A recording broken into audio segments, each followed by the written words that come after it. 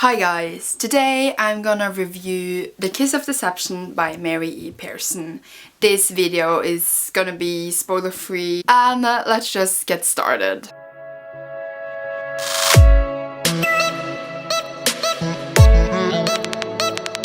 As a reminder, I am really bad at reviewing books, but just to say it, I filmed a review for this book twice since January, since I read it, and every time I filmed a review of it, I was so miserable of the videos. I was like, I can't post that. So now I'm trying again. The Kiss of Deception is the first book in the Random Man Chronicles. The last book came out now in the beginning of August, and I still haven't read the second one. I don't even have the third one. And it's about this princess named Leah, and she doesn't want to be forced to marry this prince, so she runs away. We are following the perspective in this book from Leah, the princess, and the assassin sent to kill her, and a prince she was supposed to marry. We also follow the perspective of two other guys, and those two guys are the assassin and the prince, but we don't know which one who is who. And this is basically the premise at the beginning of the book until that part is revealed, and this is Pearson's way to make the beginning, I guess, of the book interesting and for the reader. And I know a lot of people really liked this about the book, and that it was really shocking for them knowing who was who, and that this was what that intrigued the story in the beginning.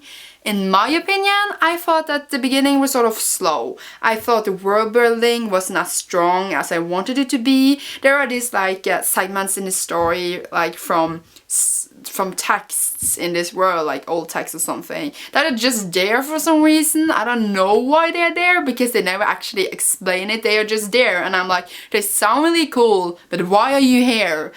And I just thought the whole mystery with the prince and the assassin actually wasn't that interesting. I was like, I guessed it was that person, and I don't actually remember me actually guessing correctly, or if I was like, I don't really care who is who, can we move on? But I didn't think the book was bad whatsoever. I thought what was interesting was Leah. I loved her character, she was so strong, and I just, not just because she was strong, but I just loved what she stand for. I loved how she adjusted to her surroundings. I really loved her, and I did like the two guys. I wasn't just so fond of the whole mystery surrounding the assassin and the prince, even though I thought it was cool that it was an assassin and a prince in the story. I just didn't like the insta-love in this story, which it's a triangle, love triangle, surprise! And I was like, why is there a love triangle? Why are these guys so intrigued by her, by meeting her, by actually looking at her once? Why? But okay, so now of my favorite part of the whole book is actually after the prince and assassin is revealed. Not a spoiler, because obviously that is being revealed. And then we go into another stage of the story, totally different from the first part of the book. And honestly, in the beginning of the book, I was a little bit like meh when picking it up, but when we came to that second part of the story, I couldn't put the book down. I thought it was so much fun. I thought it was so interesting.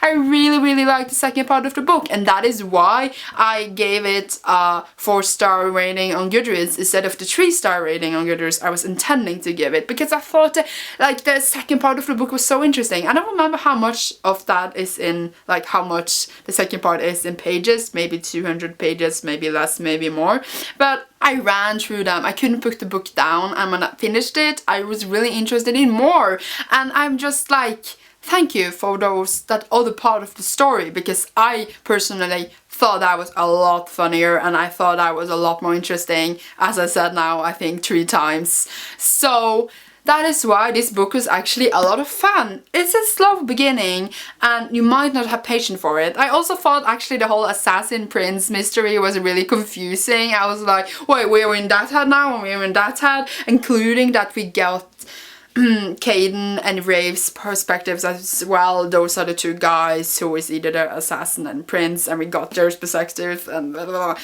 There's also sort of a little magic complex in it, because it is a fantasy story, and I'm not actually sure how I feel about that, because it was sort of like, but you're not special, but it's so obvious that she is actually special. Surprise! The main character might have an ability, but like that's just my initial thoughts that she is so. I don't actually know. It's not confirmed yet that she actually is so. So it's not a spoiler. It's just my theory. All in all, I gave this like 3.54 stars, 4 stars on Goodreads, and I am looking forward to picking up the second one. I wanted to review this since I read it in January, and here I am reviewing it now, so that counts. I do recommend this, but if you're confused or don't like slow beginners, etc., as I said, then maybe it isn't for you, but I thought it was fun, so. Thank you so much for watching. I am gonna post a review of the second book when I'm done with it, but I don't know how that's gonna be without spoilers. So it's probably gonna be a spoiler review. I don't know. Goodbye, and please, if you want to, you know, leave your thoughts about this book or discuss it with me in the comments below, feel free to do so. And goodbye!